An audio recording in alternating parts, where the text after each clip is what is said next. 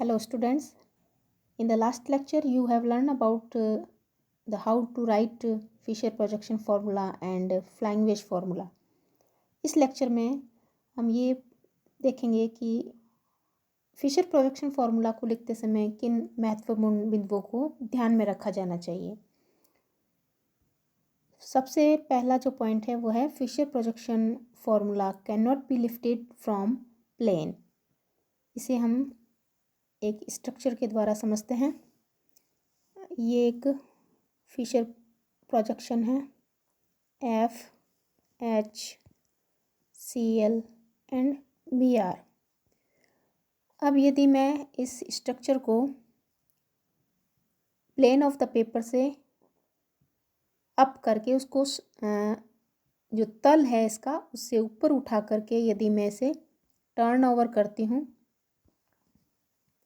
Then जो Fisher projection हमें प्राप्त होगा वो क्या होगा, F H B R and C L. तो इस स्थिति में जो हमें स्ट्रक्चर प्राप्त हुई फर्स्ट से टर्न ओवर करने पर जो सेकंड, क्या ये दोनों फिशर प्रोजेक्शन सेम हैं?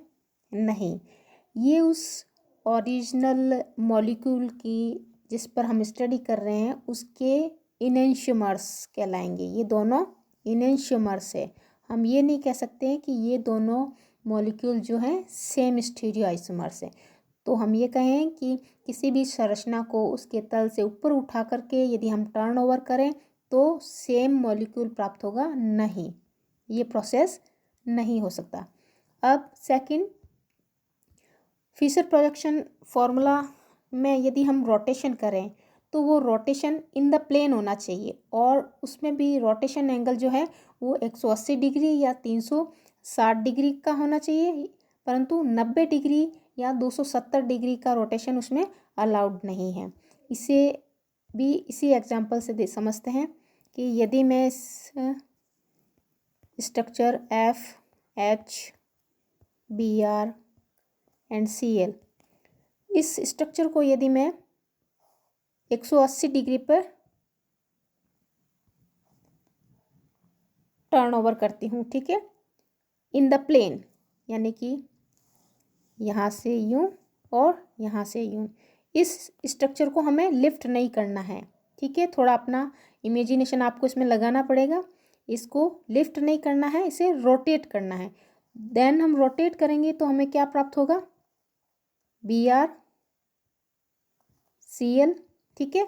अब ये रोटेशन हुआ है तो इस स्थिति में क्या हुआ, एच टॉप में आ जाएगा इस वर्टिकल लाइन के और एफ बॉटम में। तो ये जो स्ट्रक्चर है, इस थर्ड से हमें जो स्ट्रक्चर प्राप्त हुई है फोर्थ, अब ये दोनों स्ट्रक्चर जो हैं सेम स्ट्रक्चर होगी, ठीक है। इन द प्लेन में यदि हम 180 डिग्री पे रोटेशन करते हैं या 360 डिग्री पे, तो जो हमें फिशर प्रोजेक्शन फार्मूला प्राप्त होता है वो उस ओरिजिनल स्ट्रक्चर से आइडेंटिकल होता है, यानी कि ये same stereo isomer of that molecule होते हैं। इसी तरह से जो थर्ड पॉइंट है उसके अकॉर्डिंग यदि कोई ये स्ट्रक्चर है, फिशर प्रोजेक्शन है किसी मॉलिक्यूल का, तो इसके अंदर यदि हम किन्हीं दो युग्म को इंटरचेंज करें, मान लीजिए ये आपस में H और COH आपस में इंटरचेंज होते हैं, तो हमें क्या स्ट्रक्चर प्राप्त होती है, ये सेकंड स्ट्रक्चर फिशर प्रोजेक्शन। तो ये जो सेकंड स्ट्रक्चर है ये इस फर्स्ट से क्या सेम है, नहीं।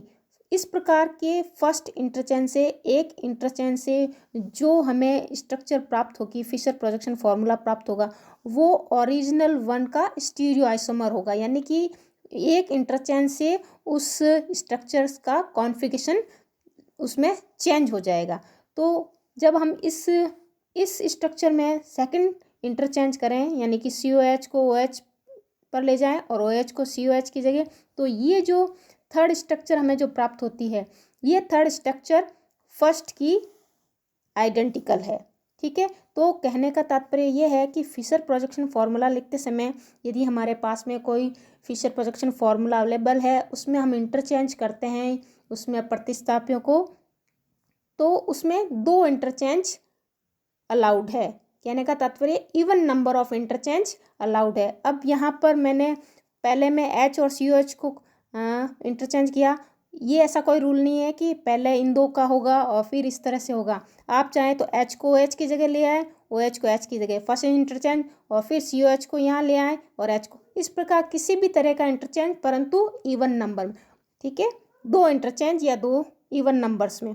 इसी तरह से इसी रूल को हम इस प्रकार भी कह सकते हैं कि यदि कोई फिशर प्रोजेक्शन फॉर्मूला, उसमें यदि हम किसी एक प्रतिस्थापी को, जैसे यहाँ इस स्ट्रक्चर के अंदर ए को यदि मैं फिक्स कर दूं और रिमेनिंग जो ग्रुप्स हैं उसके अंतर्गत रिमेनिंग बी, डी और सी, इन तीनों ग्रुप्स को यदि मैं क्लॉकवाइज या एंटी क्लॉकवाइज रोटेट करके फिशर प्रोजेक्शन लिखती हूँ, तो ये जो दोनों स्ट्रक्चर हैं फर्स्ट और सेकंड, ये एक ही मॉलिक्यूल की सेम फिशर प्रोजेक्शन फार्मूला होंगे।